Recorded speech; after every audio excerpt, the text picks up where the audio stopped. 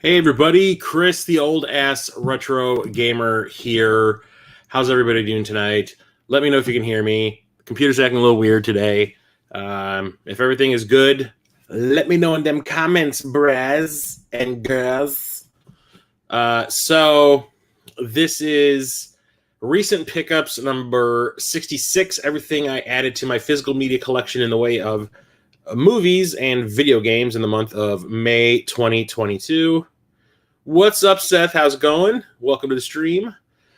So, kind of a light month. Kind of like I've been saying the last couple months. Don't have a lot of money to spend ever since I had to. What's up, Tiger Shot? Welcome. Good to see you all.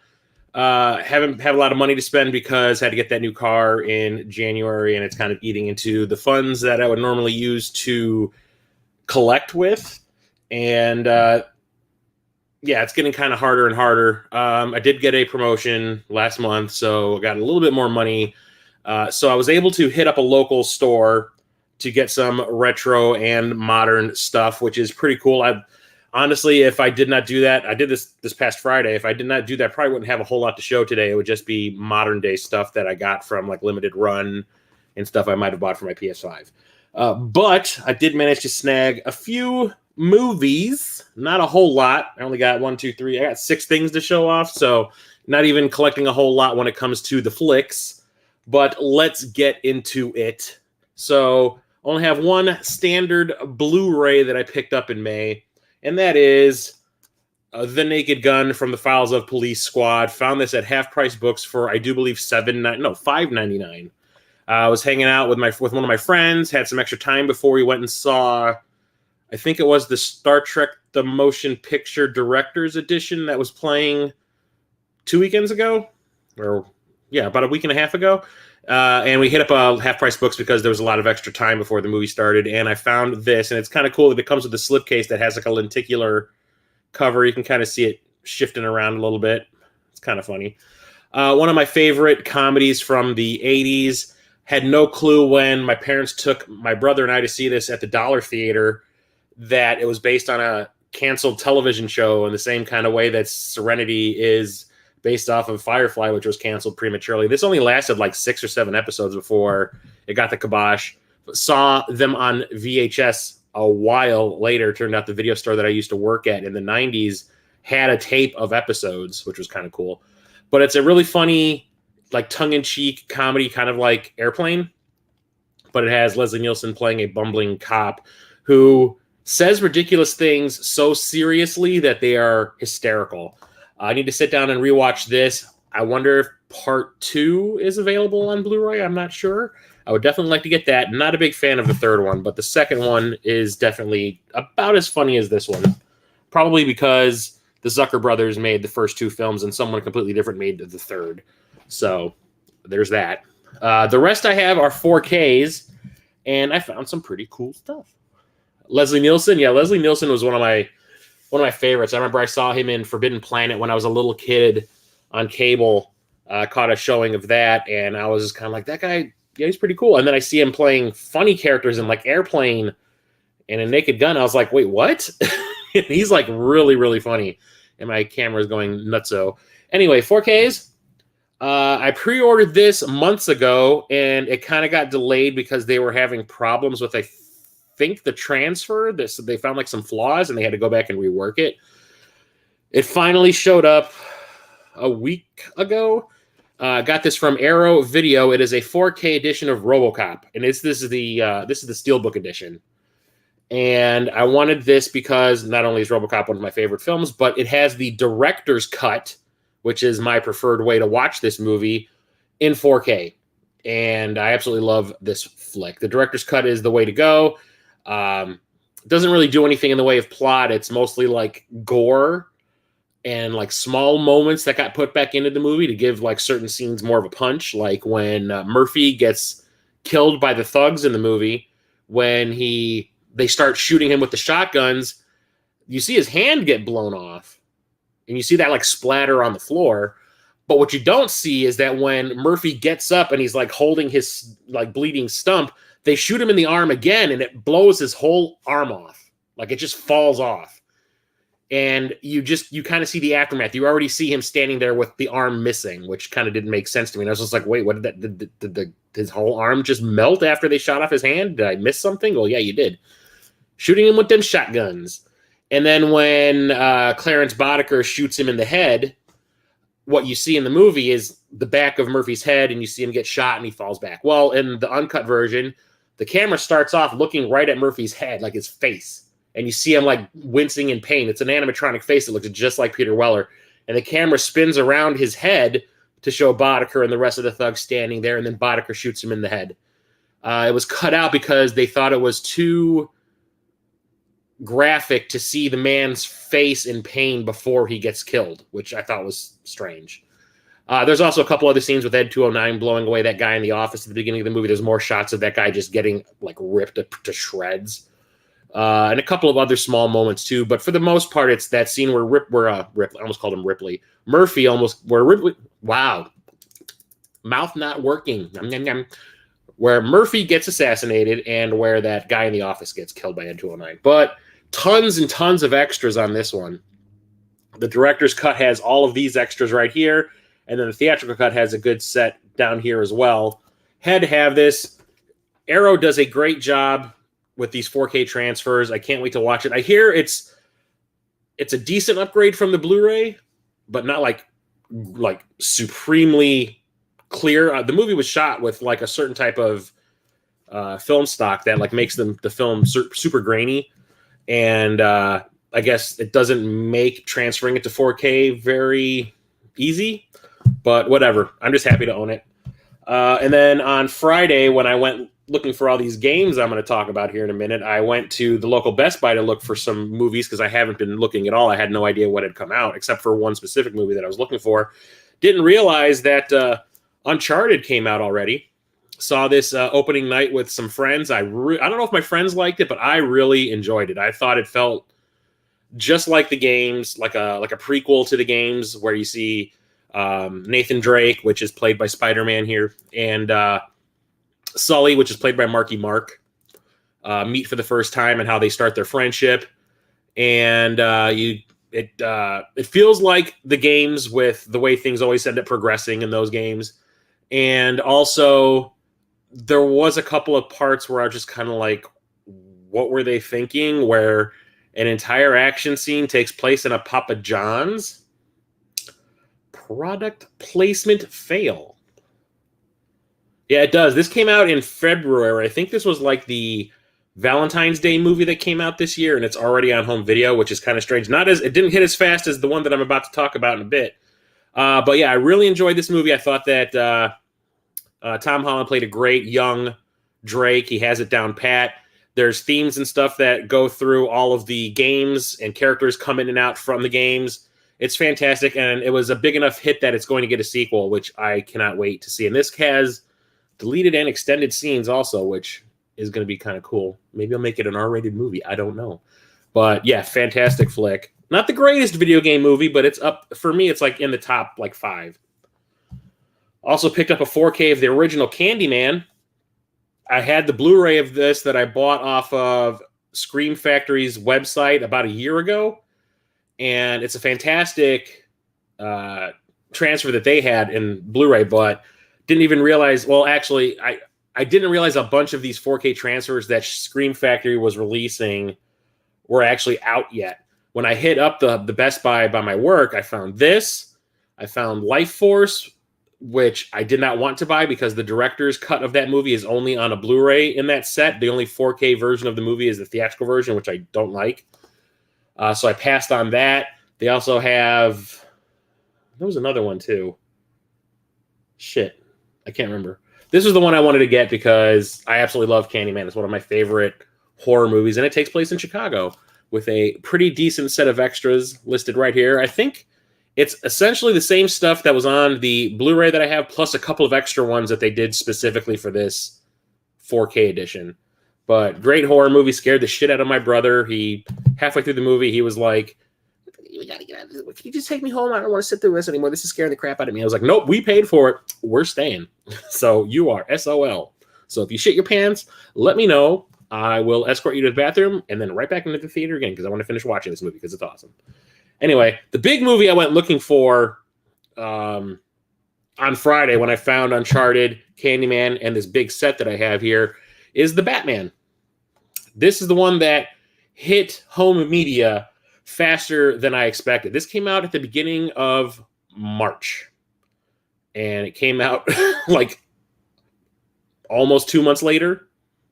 It's freaking nuts. And I absolutely loved The Batman. It's one of my favorite, if not my new favorite Batman movie with my favorite Batman. I think that Pattinson plays a great Batman, even though he's a little emo once in a while. I love the way he plays the character. I love the way he's kind of like instilled fear in people by showing the bat symbol in the sky.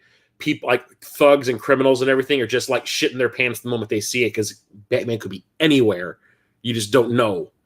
It's great. I loved Zoe Kravitz as Catwoman. I love Paul Dano as the Riddler, even though he's a little serial killery. Loved, oh God, what's the name of the guy that played Commissioner Gordon? I cannot remember. Jeffrey Wright. He is a great Commissioner Gordon. I loved everybody in this movie, including Gollum, who plays Alfred. The thing was, when I saw the movie in the theater with my friends, when it was over, the movie is really dark and really violent and really depressing and like grimy and gross. And when it ended, I looked at my friends that I saw the movie with and I was like, this was the sequel to Seven I never knew I needed. And they kind of went, same here. Yeah, it's Batman Noir. It's absolutely fantastic. Long as hell, but excellent. I cannot wait for the sequel, which they announced not too long ago. It says it has about 2 hours of special features. I don't expect anything other than like, PKs and maybe some trailers and a couple of featurettes talking with the actors or whatever, but great flick. Can't wait to watch that. And one of my favorite YouTube channels that talks about movies, Films at Home, the guy did a review of this about 3 weeks ago and said that it's like a reference quality 4K. Like there are movies that you will show people to show off how good 4K is, and this is one of those discs you should show off. The only thing was, when it came to getting this, I had to go to 5 different stores just to find a copy. So I went to, after work on Friday, I went to the Best Buy that's down the street from my work, completely sold out. Went to the Walmart down the street, completely sold out. Went to the Target a little bit further down the street, completely sold out. Came to Chicago to go home, stopped at my Target that is down the street from me, completely sold out. So I was like, what the hell? Like, I mean, it's great that it's selling out. That means people are still looking for physical media, for movies and stuff. That's great, but I want a copy of my own. Can I please have that? I don't want to have to order it off of Amazon because half the time when I order them from Amazon, I never get the slipcover, which kind of sucks. So on Saturday, I go to visit some friends out in the burbs, and I pass up a Target, and I was just like, I'll just stop here to see what's up. And sure enough, they had 5 million copies. It's like all the copies that all those other stores should have were at this one Target. I was like, give me that goddamn thing, hoarders. So glad that I picked that up. And then I found this at that Best Buy by my work on Friday, and this had a price drop by about 65%. This was going for like $70, and I found it for $25. And it is the Ultimate Bourne Collection on 4K. This has the original Bourne Identity, the Bourne Supremacy, the Bourne Ultimatum, the Bourne Legacy, which does not have Matt Damon in it. It has Hawkeye in it. And the final movie, which was Jason Bourne, which I was not too thrilled with. I like Bourne Identity, I liked Bourne Ultimatum, and I liked Bourne Legacy. I was not a fan of Supremacy, and I was not a fan of Jason Bourne. So, 3 out of 5 ain't bad. But the fact that, I've been wanting to get this, but I'm not that big of a Bourne fan that I'm going to pay like $70-some.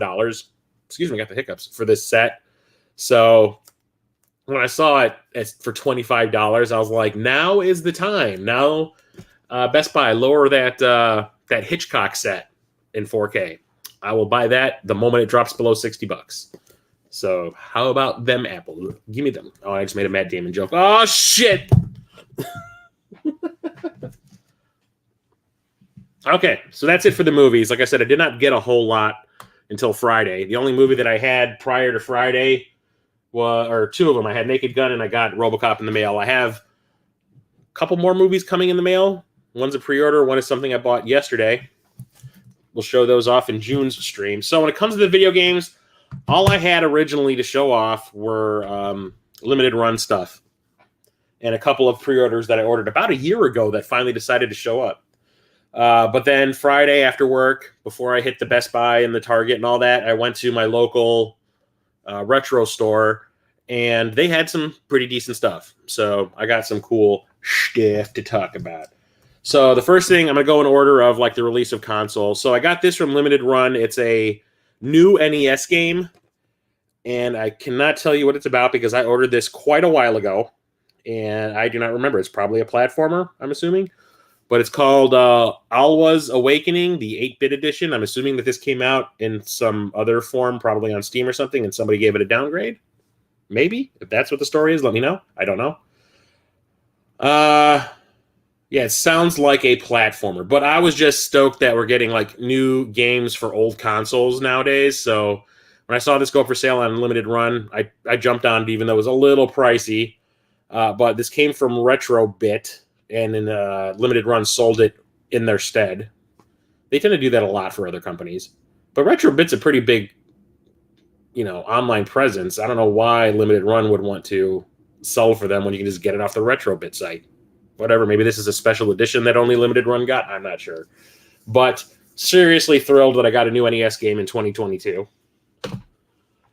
The video game store, Video Games Then and Now, I picked up a Genesis game. I think Captain Algebra said this is like one of his all-time favorites or something. I was surprised I didn't have it, but when I saw it in the case of like the sought-after games that they had in stock, I picked up a copy of Decap Attack. I played this once. I remember I rented it back in the day from the local video store. I thought it was okay. I just never completed it or anything like that. Yeah, the Best Buy by my house in Chicago is usually pretty good. Oh, by the way, welcome, Jacob. It's usually pretty good. I usually find a lot of decent stuff there. But yeah, since COVID started, like the video game section and the movie sections of all the Best Buys that I would normally go to have like shrunk steadily. The only one that has a decent-sized video game and movie section is that Best Buy by me in the city. But that one by my work, the movie section is basically just those racks that are at the front of the store by the registers, like those like impulse buy things. They don't really have a Blu-ray section anymore, which is stupid. So I don't know. It's getting to the point where Amazon is the only place to go.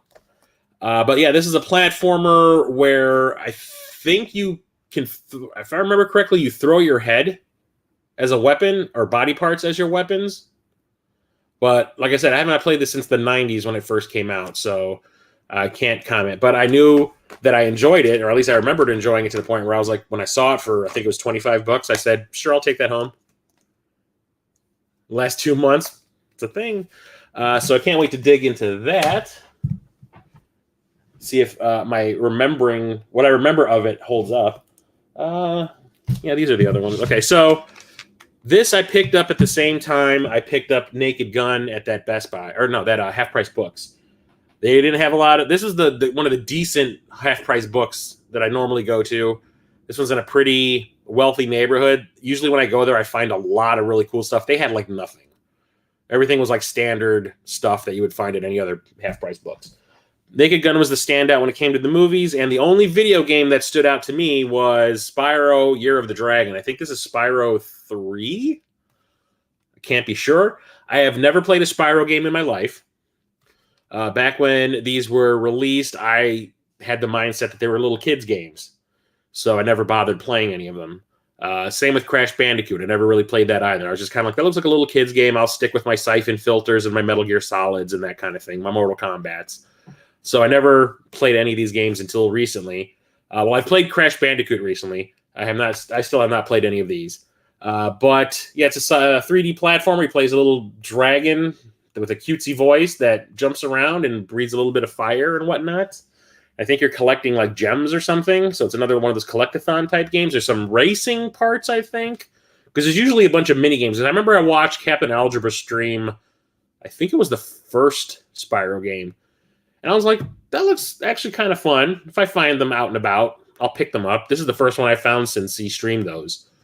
Because I remember after he streamed, I think I only watched him stream the first one. Then he streamed the Reignited trilogy or something.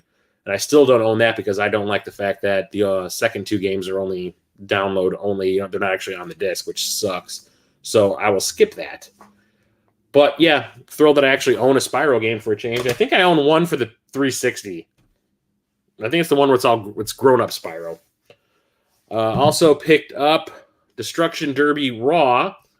This is the third game in the Destruction Derby series for the PS1, which I had no idea existed. Psygnosis, there was that thing I was doing for a little while on the channel. It was like Psygnosis Quest, where I was like attempting to get as many Psygnosis games for the consoles as I possibly could, and I did manage to snag quite a bit. But there are still ones that I have no idea were out there. The list that I had put together from what I found online was actually missing a few things, including this, because this was not listed. It just said Destruction Derby 1 and 2, and that's it. Well, apparently there was another one. You can even see the little birdie thing down there, and I paid $16.99 for it. Yay. I really enjoyed the first two Destruction Derby games, so when I saw this, I was like, yes. How did I miss this? How did I not know? Spyro collections on every console, yeah.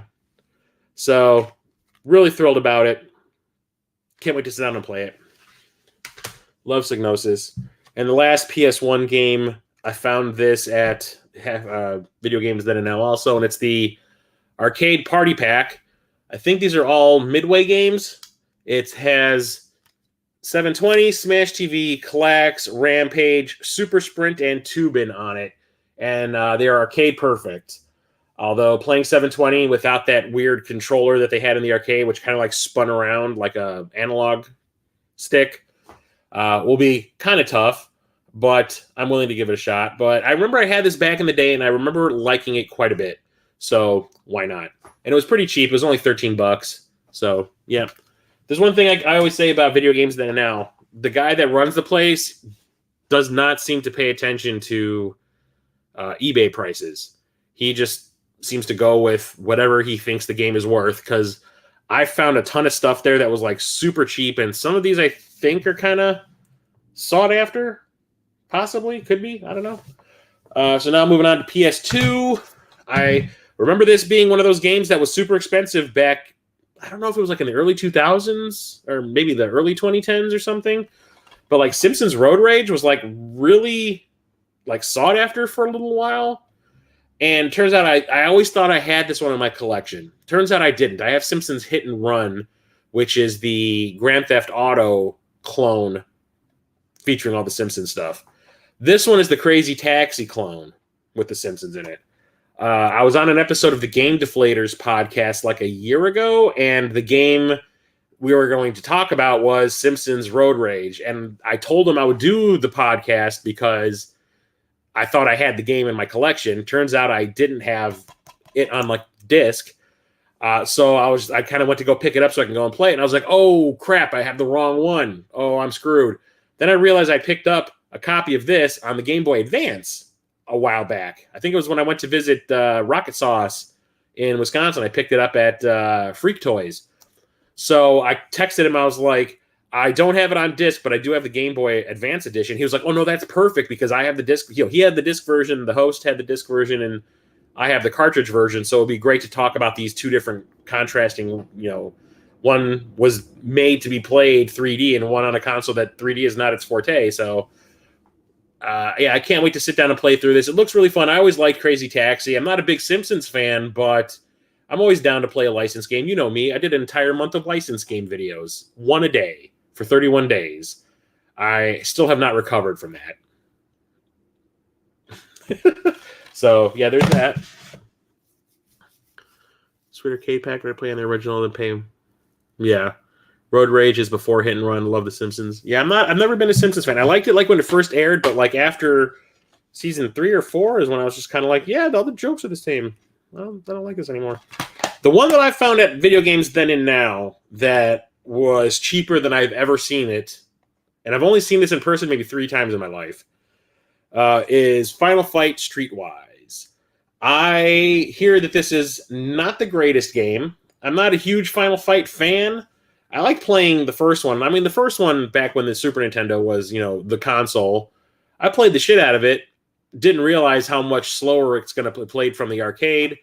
and like all the slowdown and all that kind of, it didn't really bug me at the time because there wasn't anything really to compare it to. Beat 'em ups weren't really a thing on the NES, at least not like that. So, like when better beat 'em ups started coming out on the Super Nintendo and even on the Genesis, I was just kind of like, yeah, Final Fight, what? Yeah, no. But they did a 3D version of it on the PS2, and I think this also came out on the Xbox. And I found this for $50.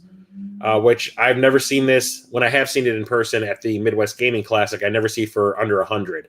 So I was like, there must be something wrong with it. Maybe it's missing the manual or something. And I told the guy that I wanted to take a look at it. I opened it up, and it is completely complete. And the disc is freaking immaculate. I don't even think the person who owned this played it. Does not look resurfaced or anything. So, like I said, the guy that owns that store does not seem to pay attention to the eBays. You were watching a Pico video during my morning poop. Did I make you laugh so hard that you pooped? That it actually helped you out a little bit? Fix that constipation? Gross. Peter, goddamn. Next up, we have the PS3. Yeah, I'm not really doing any Xbox recently. I'm all on the PlayStation train today, or this month. Found two of these at Video Games Then and Now. The one that I found a different time I went to Half Price Books. I found this, I think this was like at the beginning of the month. Yeah, it was at the beginning of the month. This has been sitting on my kitchen table for like 4 weeks almost. I went there after work one day just to see what they had at the one that has like absolutely nothing when it comes to video games and movies anymore. They used to be the place I went all the time and I would always find awesome stuff, but now it's just bare. This is the only thing that stood out. Everything else was nothing I was interested in or already had. But they had, and it's the British version of Saint Seiya, Sanctuary Battle. Not really sure if this is based on an anime or something. It sure as hell looks like it's based on an anime, but it looks like a Dynasty Warriors style beat 'em up in anime land. And I love me a good moose. What? I don't know how to pronounce it. Moose. It looks kind of cool. So I said, why not? I got this for a whopping $7.99. Oh. For the month of videos, I got you, Peter. I got you. One word changes an entire sentence sometimes, doesn't it? So can't wait to try this one out. I need to see if I can actually get an update for it or not, since this is the British version. We shall see.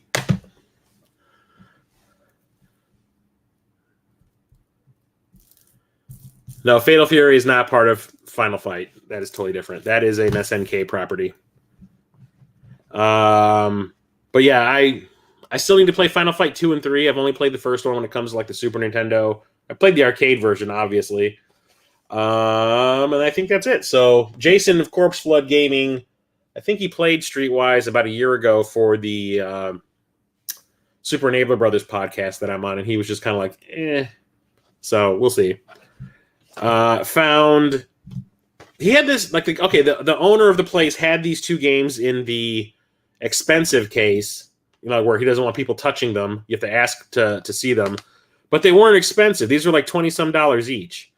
So I was like, I don't understand. I just don't think he had much stock when it comes to like expensive stuff. And he just put some random stuff in these cases to make it look like he had more than he actually did, or he actually had some worthwhile stuff. But I found a copy of Rango on the PS3.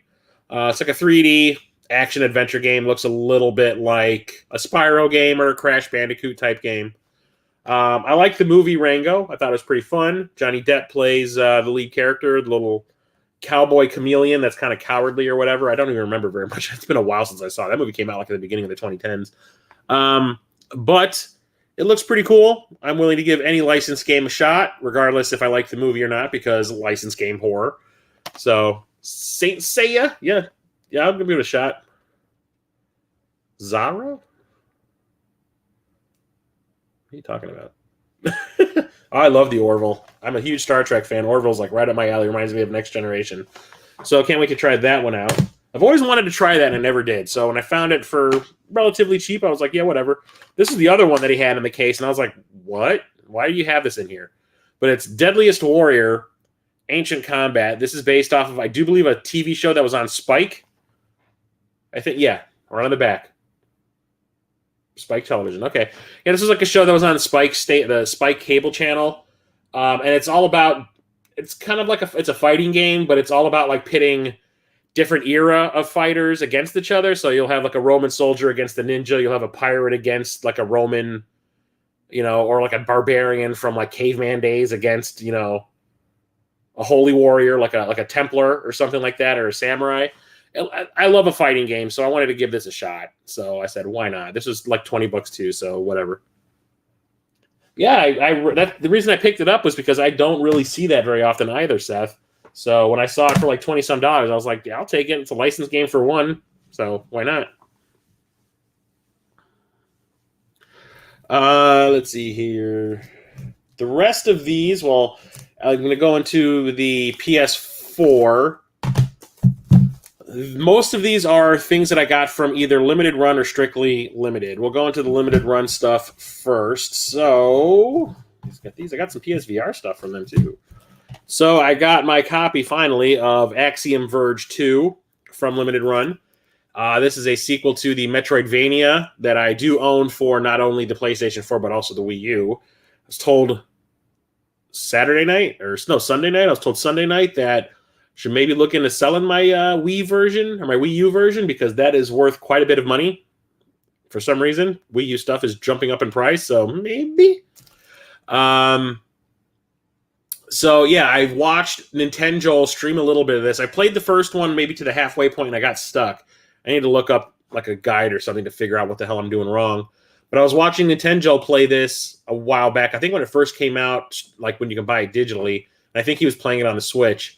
And it looked like it's still a Metroidvania, but it didn't look anything like the first game. Like everything was different. And there's like this dimension hopping mechanic where there's like levels to the level you're in. There's like a extra dimension version where everything's moved around. And you go in the dimension, you get stuck, there's like a block you can't get past, you can't jump over it. Go into the other dimension, that block might not be there in that dimension. So you walk past it, go back to the regular dimension, and you're past that obstacle kind of thing, which sounds awesome. Also reminds me a lot of Goonies 2 on the Nintendo. So yeah, can't wait to dive into this one. I love me a good Metroidvania. Also got these from Limited Run. I ordered these a while ago and they finally showed up. I had no idea why this is a thing, but I love these games, so I wanted to pick them up. I found that they had the revamped versions of the two Bloodrayne games that came out on the PlayStation 2, the GameCube, and the Xbox. I do have these on the Xbox right now, but playing remastered versions of two of my favorite games, well, at least the first one is probably my favorite of the two. The second one is really hard. Yeah, I couldn't wait to check these out. I also ordered the third game, which is called Bloodrayne Betrayal, which is not a third-person beat-em-up. It is a side-scrolling platformer beat-em-up, which I downloaded. It was a digital-only game that I got on my PS3, and it was okay, but they released it for the PS4 and the PS5 through Limited Run, which I was like, okay, I'll get it because I want to have all the Bloodrayne things because I love it.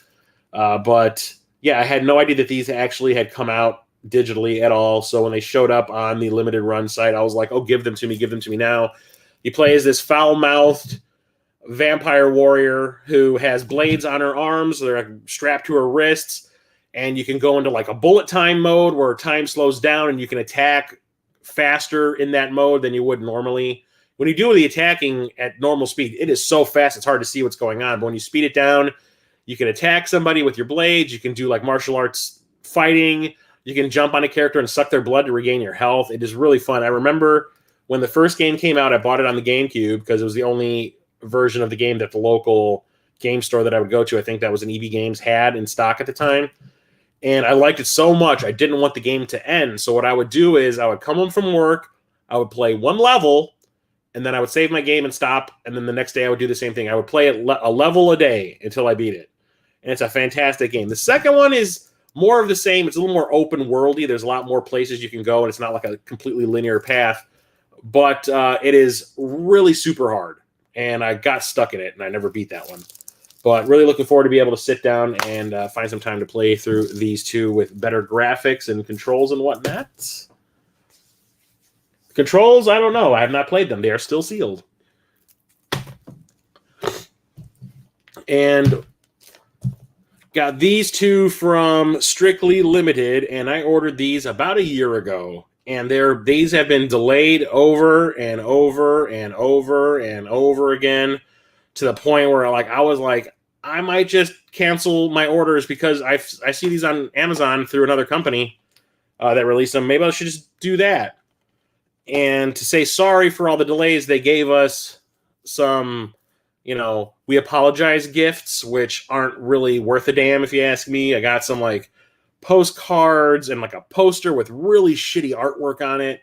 They gave us a soundtrack, and it only has 3 freaking tracks on it. These games are known for their music, and they give us a soundtrack with 3 friggin' tracks. Eat my ass. But we're talking the Turken series collections. There's the Volume 1, which contains the original Turken, which I do believe was a Commodore 64 game, Turken 2, Super Turken, it's like a special edition version of it, like a complete edition, and Mega Turken, which is a Genesis game. And the second anthology is, Turken 3, which I think was also Commodore 64, and Amiga. Okay, so the Mega Turken that's on this is the special edition. This has the standard Mega Turken. Wait a minute, there's 2? Okay, there's 2 special editions of Mega Turken. There's one on here and one on this. And then we have Super Turken 2, and then another edition of Super Turken 1 on here. That is weird. I hope they're not overlapping games, because that's going to make me even more mad. Whatever. I love Turken. I played the original on the Genesis. I rented that back in the day, and I thought it was pretty fun. Rented Universal Soldier and was like, why am I playing a Turken game? It was essentially a Turken game with the main character sprite swapped out for Van Damme. I don't remember Van Damme turning into a bladed ball that bounces around the stages and stuff. Whatever. And you fight a gigantic screen-sized Dolph Lundgren. But Turken, or Super Turken on the Super Nintendo was where it was at for me. I absolutely loved it. It's one of the best side-scrolling shooters Contra that I've ever played. And I also have Mega Contra on the Genesis, which is great too. So to have them all in one place is pretty awesome. The only thing is it took a freaking year to get them. I don't know what the deal was, but I was just sick of hearing apologies and seeing apology emails show up. But yeah, they gave us this soundtrack bonus CD to say sorry. And like I said, it only has 3 freaking tracks on it, which is insulting if you ask me. And then, like I said, the stupid crap they gave us, which was 3 or 4 postcards, a couple of big lobby card looking things. There's 3 of those, and a poster, and each side has an artwork on it, and the artwork is terrible. It was some little kid drew it with crayons. Yeah, I have a few Turken games myself. I love it. It's a fantastic run. And then through Limited Run, I got these 2 VR games. I got one called Little Witch Academia VR Broom Racing. I know nothing about this game, but when I saw it said VR Broom Racing, I was like, oh, hell yes. I have a game for my Genesis called,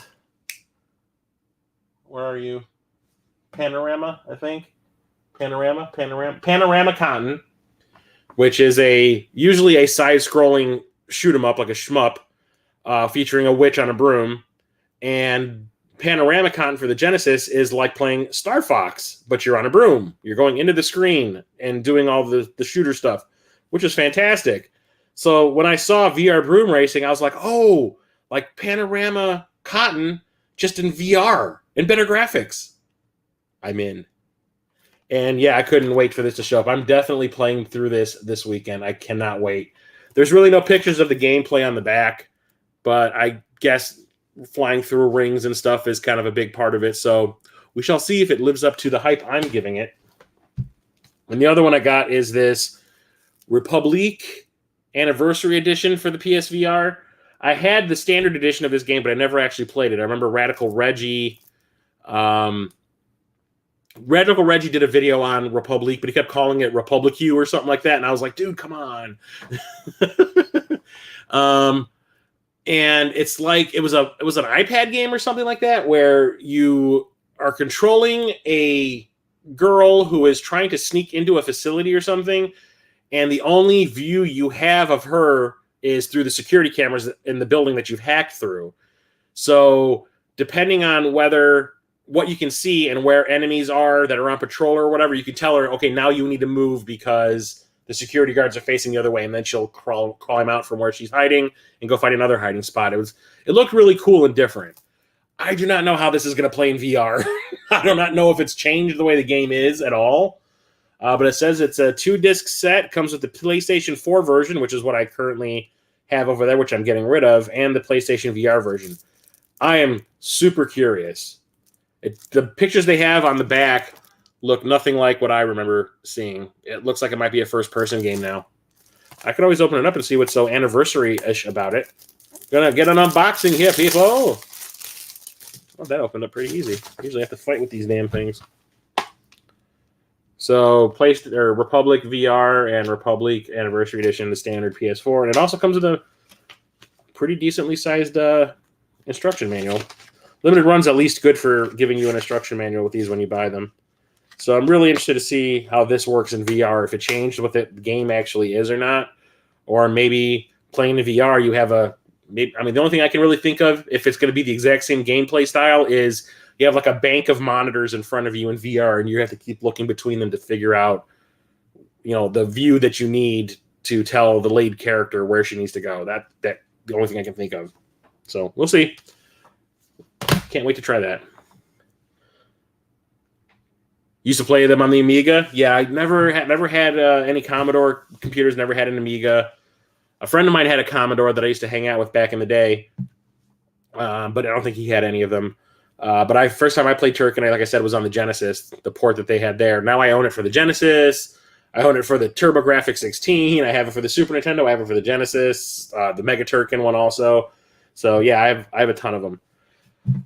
Another game I got from Limited Run is for the Switch. This is the only Switch game I picked up, and it is called Strife. It's the Veteran Edition. For the life of me, I cannot remember what this game is. I ordered this so long ago, I totally forgot what the hell it is. And it looks to me like an old school first-person shooter. Like Doom, like the original shareware Doom. That's what it looks like to me. So, if that is the case, oh hell yes, this is getting played big time. So, yeah, I can't wait to try this out. I'm going to bring this to work with me next week when we have like a little bit of downtime. Get me some gaming in. Account, I don't know, 3,000 something maybe? Last time I checked, it was like, I haven't really checked recently because I've slowed down in collecting, but I've also gotten rid of a bunch of stuff, so I think last time was like 3,000 something. And the final game I have to talk about here is for the PS5. I've been playing this a lot lately because it's a game that you play with people online. So I've been playing it with my friends. I picked up the Evil Dead the game on the PS5.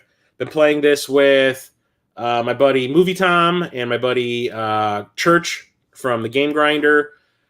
Jason for Corpse Like Gaming, I don't think has it yet, but he was talking about buying it. 8-Bit Glitch has this for the Xbox Series X. And my buddy Rocket Sauce also bought a copy of this. We were going to play with him over the weekend, but his girlfriend came over and kind of put the kibosh on that. But it is a Friday the 13th style multiplayer game where 5 people can play at once in a round.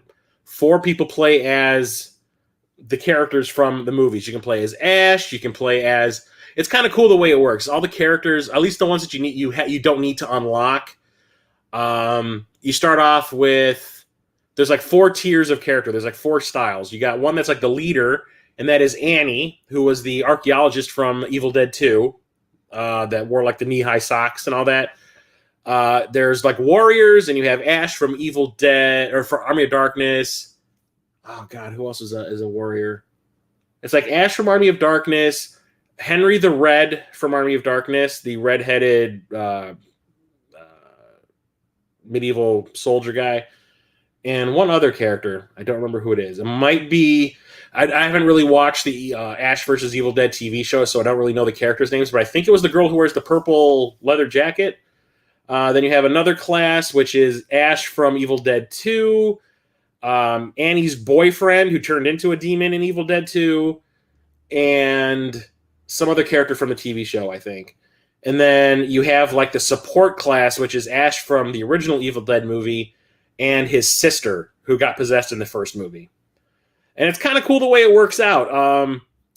so like I said, 4 players play as the characters from the movies and the TV show and all that. Their goal is to find these 3 pieces of the map on the stage. There's houses and cabins you can go into. You can drive cars. You can get into cars and drive them around. You can pile everybody into them and all that. You're looking for weapons. You're looking for amulets, which give you a shield so you can take more hits. You're looking for cans of cola, which replenish your health. You're looking for like a hand. You can look for you can carry 2 guns or 2 weapons at once. You can carry a gun type and like a melee type. There's like bats and swords and chainsaws. Especially if you're playing as Ash from Army of Darkness, you can put the chainsaw on your hand to take up your stump, because normally you just have the gauntlet hand. And you have to look for 3 parts of a map which tell you where the pages of the Book of the Dead are, and then you need to go and find those. And then you need to go and find the knife from the second movie. And once you have those 2 things, you can use them both to fight the demon lords that are trying to break into this world through the Book of the Dead. And you fight them, and if you can fight off the onslaught of demons that are attacking you as you're trying to close the portal, you win the round. So, like I said, 4 people play as the heroes. 1 other person plays as the demons, who are trying to stop the other 4 players from doing what they need to do. So you can play as Henrietta from Evil Dead 2. You can play as Evil Ash from Army of Darkness. You can play as these like smooth, bald, hairless demon things, which I think are from the television show. So as you play, you gain XP. You can upgrade every single character individually a lot. They have a gigantic skill tree for each character, and it will take you tons of time to upgrade each and every one of them. I've been playing mostly as the Ash from Army of Darkness, and I have him up to like level 27 right now, and that took me like 4 days. And I've played as Annie a couple times when I couldn't play as Ash because somebody else picked him before I could. And I was playing as Annie from Evil Dead 2, and I have her up to like level 7 or something. But there are also solo missions that you don't need to play online, and through playing through those missions, you start to unlock new characters. There's like a detective character from the Evil Dead TV show that I saw somebody playing as. There's like right now, if you play the game right out of the box, when it comes to the leader class, there's only Annie to choose from. But you can unlock Ash from the Evil Dead TV show, which is like the old Ash. He's like the second person that's available there, and you can start unlocking like costumes for them. I saw an Ash that's wearing like a business suit, like a really cheap, like secondhand store business suit, which kind of made me laugh. Who else was there? My buddy Church, the game grinder, he backed this on Kickstarter, so he got a version of Ash that was designed by Tom Savini of all people. I guess the same thing happened with the Friday the 13th game, where you could get a Tom Savini designed Jason, and Jason looked all metal and stuff, like heavy metal Jason, which everyone said looked really rad. The version that Tom Savini designed for Ash basically makes Ash look like the Crow. He's wearing like this black vinyl body bandage that covers his whole body except for his right arm. And his right arm is like wrapped in barbed wire, and his face is painted white, and he has like dark circles around his eyes and his lips. So he looks like the Crow. He looks like if you were to take Pinhead from the Hellraiser movies and cross him with the Crow. I was like, that's pretty crappy. And he was kind of disappointed. He's like, yeah, this is not what I signed up for. This is just stupid. And I think that is like a warrior class Ash. And he does not like playing as him, but he's doing it because he feels obligated. Like, I mean, on the cover, you can see, I think this character is from the TV show. She's one of the warrior classes. Oh, the other character that you can play as, who is the third tier, is Ash's best friend from the original Evil Dead. And eventually you can unlock Arthur from Army of Darkness. And I have not unlocked him yet because I need to play through those solo missions to unlock all those characters. But it's pretty fun. My only problem with it is that there's only one map right now. They do start you off at different sections of the map, so it's not like you're playing through the exact same thing the exact same way each time. But yeah, there's only one map. The objectives are always the same.